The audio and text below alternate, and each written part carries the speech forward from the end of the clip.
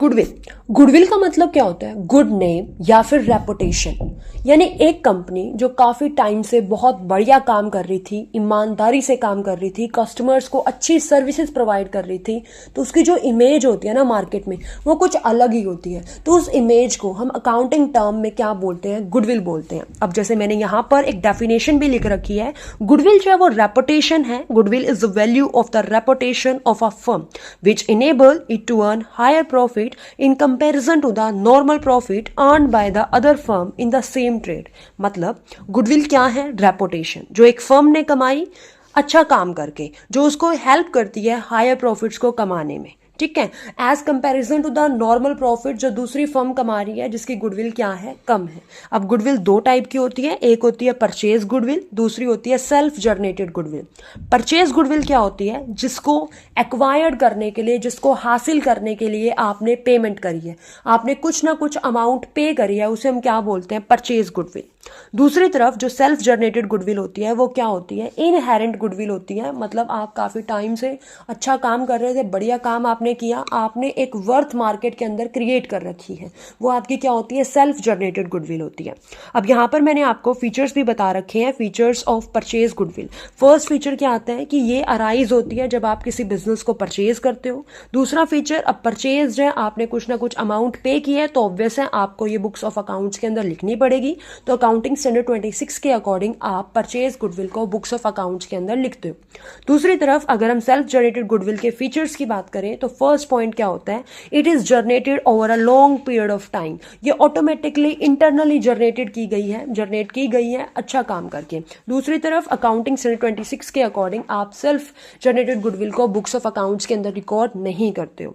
उसके बाद हमें मेथड्स दे रखे हैं गुडविल को वैल्यू करने के, यानी हम गुडविल की वैल्यू को कैसे कैलकुलेट करते हैं। वैसे तो अगर मैं आपको बताऊं, गुडविल होती क्या है? एक इनटैंजिबल एसेट होती है जिसको आप नहीं देख सकते हो, आप टच नहीं कर सकते हो, लेकिन हम इसको महसूस कर सकते हैं।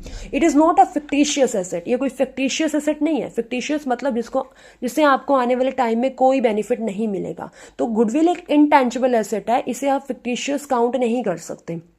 दूसरी तरफ इसको वैल्यू करने के, इसको कैलकुलेट करने के डिफरेंट मेथड्स हमारे पास अवेलेबल हैं। फर्स्ट मेथड आता है average profit method, second method super profit method, third method capitalisation method, and fourth method purchase consideration method, and the last one annuity method. अब एवरेज प्रॉफिट मेथड आपको क्या कहते हैं? एवरेज प्रॉफिट मेथड आपको ये बताता है आप इसमें क्या करोगे, गुडविल को आप कैलकुलेट करोगे एवरेज प्रॉफिट के बेसिस पे। कैसे कैलकुलेट किया जाएगा? फॉर्मूला आपके पास है, number of year purchased multiply कर दोगे आप एवरेज प्रॉफिट से। अब यहाँ पर जो नंबर ऑफ ईयर परचेज्ड है वो क्या होता है? नंबर ऑफ ईयर परचेज मतलब आने वाले कितने टाइम तक आपको इसका बेनिफिट मिलेगा, वो आपकी नंबर ऑफ ईयर परचेज होती है। दूसरी तरफ आपको एवरेज प्रॉफिट यहाँ मल्टीप्लाई करने हैं। एवरेज प्रॉफिट का मतलब क्या होता है? आप पिछले कई सालों के प्रॉफिट्स आप लोगे, 2 साल 3 साल 4 साल, मतलब कोई फिक्स क्राइटेरिया नहीं है कि आपको इतने ही सालों का प्रॉफिट लेना है। जो भी आपको सुटेबल लगता है अपने बिजनेस के अकॉर्डिंग आप उतने प्रॉफिट जो यहाँ पे ले सकते हो। आप उतने प्रॉफिट्स को लोगे, उनका टोटल करोगे, देन उसे आप डिवाइड कर दोगे नंबर ऑफ ईयर से, तो आपके पास क्या आ जाएगा? एवरेज प्रॉफिट आ जाएगा। अब यहाँ पर हमें बता रखा है कि वाई एवरेज प्रॉफिट्स। आप एवरेज प्रॉफिट्स ही क्यों ले रहे हो? आप किसी सिंगल ईयर के प्रॉफिट के बेसिस पे गुडविल क्यों नहीं कैलकुलेट कर सकते? अगर हम चाहें तो हम कैलकुलेट कर सकते थे, 1 साल के प्रॉफिट लेते, उसे नंबर ऑफ ईयर परचेज से मल्टीप्लाई कर देते, बट हमने ऐसा नहीं किया, हमने एवरेज प्रॉफिट्स को लिया। ऐसा क्यों? क्योंकि 1 साल के जो प्रॉफिट होते हैं उसके अंदर बहुत सारी वो कुछ सर्कमस्टांसेस से अफेक्ट हो सकते हैं, लाइक एबनॉर्मल गेन हो गया, एबनॉर्मल लॉस हो गया। तो हम यहाँ पर 1 साल के प्रॉफिट ना लेकर हम एवरेज लेते हैं, कई सालों के प्रॉफिट्स लेते हैं, उनका देन एवरेज कर लेते हैं, ताकि हमें एवरेज से एक आइडिया लग सके कि कंपनी का जो एवरेज परफॉर्मेंस है वो कितनी रहती है। तो यहाँ पर हम एवरेज लेकर चलते हैं। अब जब आप एवरेज प्रॉफिट को कैलकुलेट करते हो तो कुछ प्रिकॉशंस को आपको ध्यान में रखना होता है, कुछ सावधानियां आपको बरतनी होती हैं।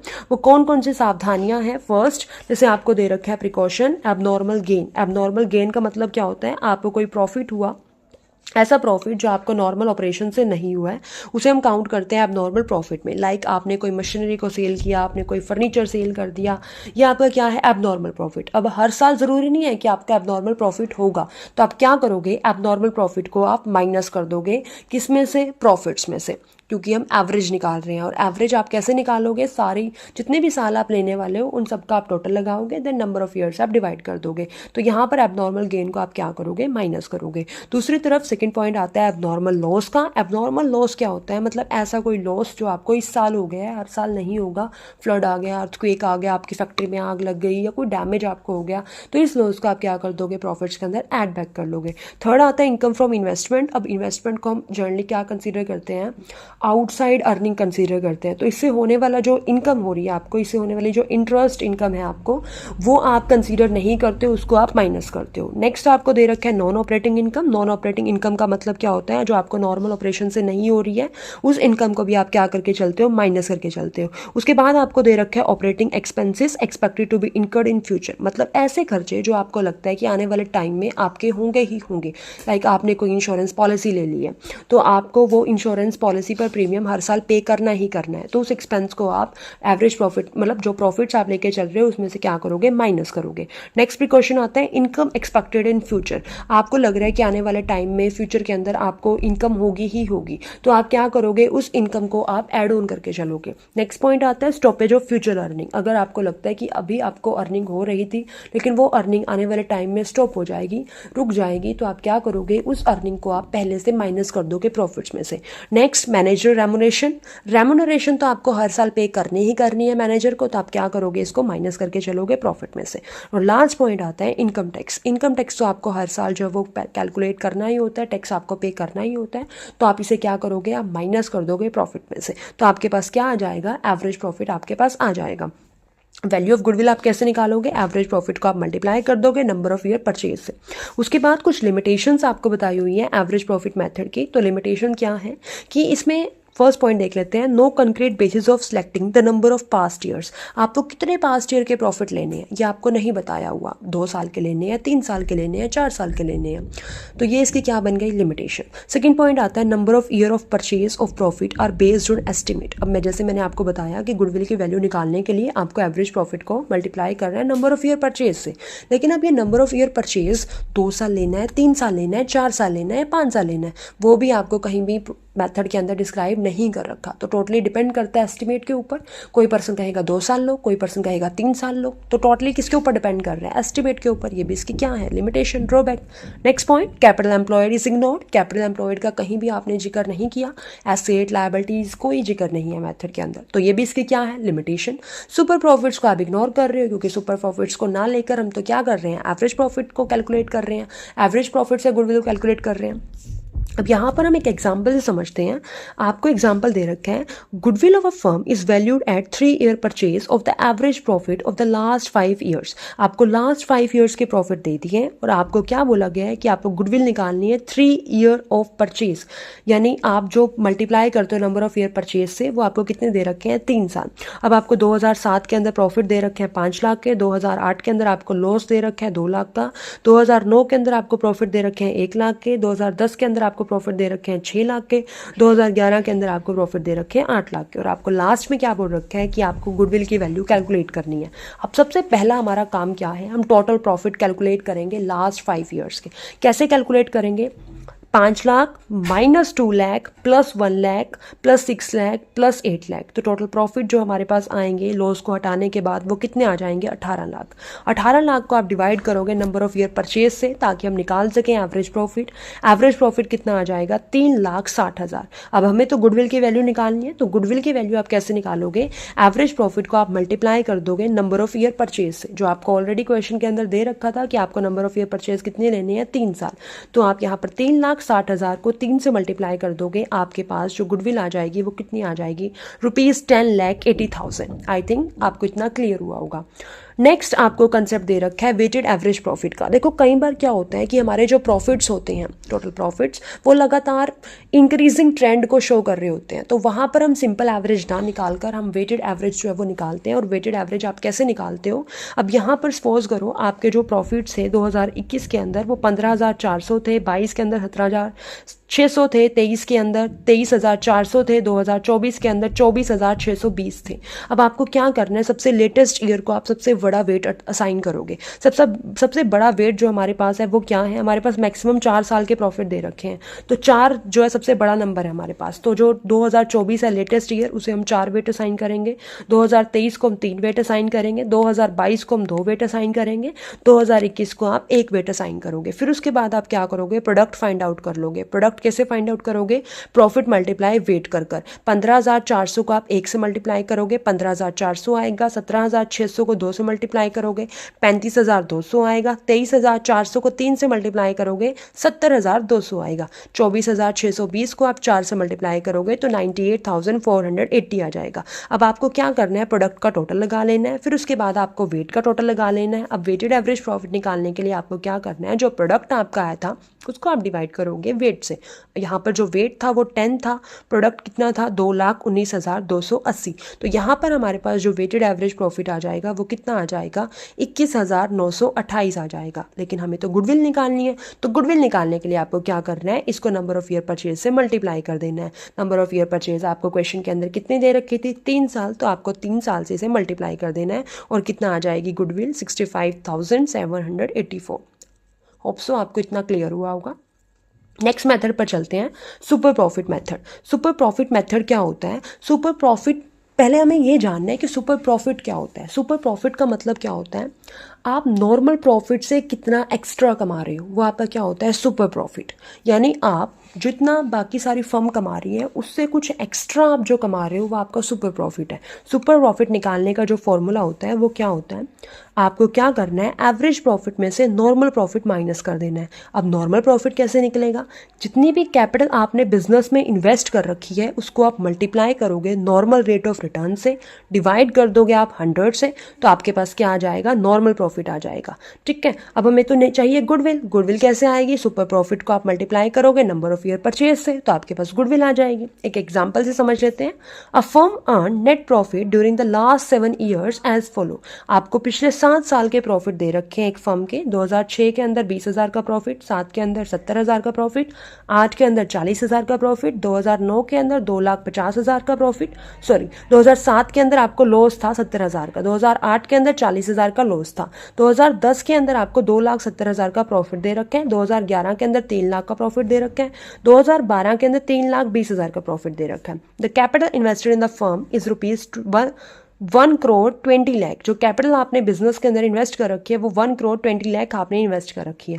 नॉर्मल रेट ऑफ रिटर्न जो चल रहा है मार्केट के अंदर वो 10% है, और आपको गुडविल की वैल्यू कैलकुलेट करनी है on the basis of 2 year, यानी नंबर ऑफ ईयर परचेज आपको कितना दे रखा है, 2 साल। तो यहाँ पर आप क्या करोगे, सबसे पहला काम हमारा क्या है, एवरेज प्रॉफिट को निकालना। फिर हम सुपर नॉर्मल प्रॉफिट निकालेंगे, देन एवरेज प्रॉफिट और नॉर्मल प्रॉफिट का जो डिफरेंस होगा वो सुपर प्रॉफिट होगा। फिर आप सुपर प्रॉफिट को मल्टीप्लाई कर दोगे नंबर ऑफ ईयर परचेज से, तो आपके पास गुडविल आ जाएगी। तो एवरेज प्रॉफिट निकाल लेते हैं। अब यहाँ पे जितने भी प्रॉफिट थे उन सबको ऐड कर लेंगे और लॉसेस को माइनस कर देंगे। ये सब लॉसेस को हटाने के बाद जो प्रॉफिट हमारा बना टोटल वो कितना बना, 10,50,000। इसको आप डिवाइड कर दोगे 7 से, तो आपके पास एवरेज प्रॉफिट कितने आ जाएंगे, 1,50,000। अब नॉर्मल प्रॉफिट कैसे निकालोगे, जितनी आपने कैपिटल इन्वेस्ट कर रखी है बिजनेस के अंदर उसको आप क्या करोगे, नॉर्मल रेट ऑफ रिटर्न से मल्टीप्लाई कर दोगे। तो यहाँ पर जो हमारी कैपिटल इन्वेस्ट कर रखी थी वो हमने कितनी इन्वेस्ट कर रखी थी, 12 लाख इन्वेस्ट कर रखी थी। 12 लाख को आप मल्टीप्लाई करोगे 10 से, डिवाइड कर दोगे 100 से, तो हमारी जो नॉर्मल प्रॉफिट है वो कितना आ जाएगा, 1,20,000। सुपर प्रॉफिट आप कैसे निकालोगे, अगर मैं 1,50,000 में से 1,20,000 माइनस कर दूं तो मेरे पास सुपर प्रॉफिट आ जाएगा, यानी 30,000 का। अब आपको गुडविल निकालनी है तो आप 30,000 को नंबर ऑफ ईयर परचेज से मल्टीप्लाई कर दोगे, जो कितनी दे रखी थी आपको, 2 साल। तो आप 30,000 को 2 से मल्टीप्लाई करोगे तो गुडविल की वैल्यू आ जाएगी 60,000। आई थिंक इतना आपको क्लियर हुआ होगा। नेक्स्ट टॉपिक आता है इसी के अंदर, next method, capitalisation method. Capitalisation का मतलब क्या होता है, सबसे पहले हम कैपिटलाइजेशन का मतलब समझते हैं। कैपिटलाइजेशन का मतलब क्या है, आपने बिजनेस के अंदर, मतलब आपने कितना प्रॉफिट आप कमाना चाहते हो। आप चाहते हो 2 लाख प्रॉफिट, 3 लाख प्रॉफिट, तो उस प्रॉफिट को कमाने के लिए आपको कितनी कैपिटल लगानी पड़ेगी। वो वर्ड आपको, जो ये वर्ड क्या है जो आपको ये बताता है कि कितनी कैपिटल आपको लगानी पड़ेगी, वो कैपिटलाइजेशन आपको बताता है। मतलब प्रॉफिट कमाने के लिए कितनी मिनिमम कैपिटल आपको इन्वेस्ट करनी पड़ेगी बिजनेस के अंदर, वो आपका कैपिटलाइजेशन आपको बताता है। अब कैपिटलाइजेशन मेथड के दो तरीके हैं, एक तो by capitalising the average profit, दूसरा by capitalising the super profit. Capitalising the average profit method समझते हैं सबसे पहले। Capitalising the average profit method में आप क्या करोगे, आपको एवरेज प्रॉफिट लेने हैं, आप 100 से मल्टीप्लाई करोगे, डिवाइड कर दोगे नॉर्मल रेट ऑफ रिटर्न से। अब सपोज करो, एक एग्जांपल से समझ लेते हैं, बहुत इजी हो जाएगा। एक फर्म अर्न करती है प्रॉफिट 50,000 का एवरेज बेसिस पर, आपको एवरेज प्रॉफिट दे रखा है यानी 50,000, normal rate of return 10%, capitalise value of average profit आपको निकालना है। तो capitalise value of average profit आप कैसे निकालोगे, 50,000 को आप 100 से मल्टीप्लाई कर दोगे, डिवाइड कर दोगे नॉर्मल रेट ऑफ रिटर्न से जो 10 था। हमारे पास जो आपका एवरेज कैपिटलाइज्ड एवरेज प्रॉफिट आ जाएगा वो कितना आ जाएगा, 5 लाख। अब हमें यहाँ पे गुडविल निकालनी है, तो गुडविल आप कैसे निकालोगे, मैं आपको फॉर्मूला बता देती हूँ। फॉर्मूला क्या रहता है, जो आपका कैपिटलाइज्ड एवरेज प्रॉफिट है इसमें से आप कैपिटल इन्वेस्टेड को माइनस कर दोगे तो आपके पास क्या आ जाती है, गुडविल आ जाती है। अब मान लो अब आपने कैपिटल लगा रखी थी 4 लाख की, तो यहाँ पे 5 लाख में से अगर हम 4 लाख माइनस कर दें तो आपके पास गुडविल कितनी आ जाएगी, 1 लाख की।